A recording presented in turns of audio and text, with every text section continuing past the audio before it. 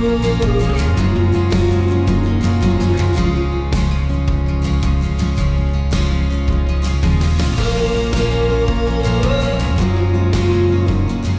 għat-13 il-programm mis-sensiela xi qrajt dan l-aħħar. Illum ser niltaqgħu ma' Joseph Mizzi minn Mizzi Books Limited, dar ta' pubblikazzjoni ewlenija f'Malta, responsabbli għal Klabb Kodba Maltin, Heritage Books u Mizzi Books innifisha.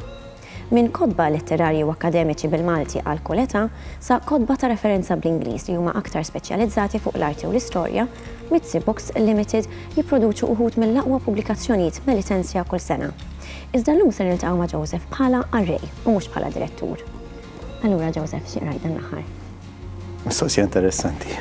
Jiena ħabba n-natura tax-xogħol tiegħi ikolli naqra ħafna kodba qabel ma jsiru kodba. Allura flok qed inġib ktib li qed naqra dan l-aħħar għax fil-fatt ktib fil-format ta' ktib ftit naqra. Ġibt ktib li lili huwa qalb ħafna.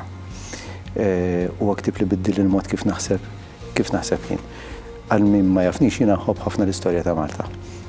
Għalhekk imbagħad nagħmel ċerta tip ta' kodba wkoll. Però meta għadni żgħir kont għadni qed nistudja l-iskola kien ġie f'idejja ktieb minħabba l-papa tiegħi. U li kien jismu Malta, oriġini della ċiviltà mediterranja. Dak iż-żmien ma tantx kont nista' nifhmu ħafna, però dan huwa ktieb li stampat fl-1934, kważi mit sena ilu minn arkeologu Taljan, Luigi Maria Ugolini.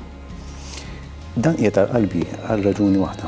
Dan fil-bidu ta' snin 30 tas-seklu ieħor, jew iżjed f'nofs il-snin 20 tas-seklu ieħor, kien ġie Malta. Għax bdew jisimgħu bl-iskoperti arkeoloġiċi li kienu qed isibu. Tajjeb ngħidu dak iż-żmien kellna gvern Ingliż, kolonjali Ingliż, laqas kien gvern, konna kolonja Ingliża fil-self-government fil-21, basikament l-istess perjodu. U kellna l-Temi Żammit bħala direttur tal-mużewijiet arkeoloġiċi. Dal-persuna huwa l-ewwel arkeologu professjonali li ġie Malta jistudja l-fdalijiet li kienu qed jinstabu. Meta qed ngħid jistudja għax ma nata qatt il-permess li jiskavaw.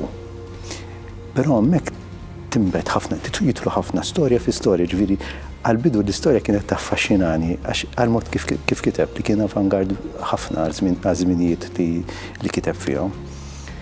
Tajjeb li ngħidu li kien faxxista. Ġifieri Ugolini kien fil-Partit Faxxista. Però mbagħad hemmhekk jimbtu ħafna ħbiberiji, jimbtu għaw Malta, jimbtu ħbiberiji ma' nies prominenti bħal Vincenzo Bonella. Però l-iktar żewġ karattri li huma joħorġu between the lines ta' dal-ktieb huwa Temi Żammit li kien pro l-Ingliżi u Ugolini li kien ovvjament Taljan. Allura hawnhekk tidħol l-istorja, il-faxxinu ta' tnejn li jiskopru l-verità fl-istorja u ir-reverenza ta' xulxin li qed fuq lat oppost tal-gwerra, però għandhom għan komuni li jgħidu l-verità u jirrispettaw ħafna xulxin. Għalkemm avversarji jgħinu l-xulxin. Allura jiena din l-istorja il-bogħod minn dak li nkiteb u Ugolini kien precursor tal-arkeoloġija Maltija kif nafuha llum dnub li kien hemm il-gwerra li vera waqfitu. Għalija jgħallimni ħafna li l-avversarju tiegħi huwa l-akbar ħabib tiegħi u immorru hemm l-imħabba li inti għandek lejn dak li għamlek lejn l-istorja tiegħek u għamera għal dak fejn li tiwaslek għal-futur. Tajjeb, grazzi ħafna Joseph tal-li kont magħna. Nirringrazzjaw lilkom tal-li segwejtuna, aħna narawkom il-ġimgħa d-dieħla fl-istess ħin. Sadattant nfakrukom biex taqraw il-qarnet ta' kuljum.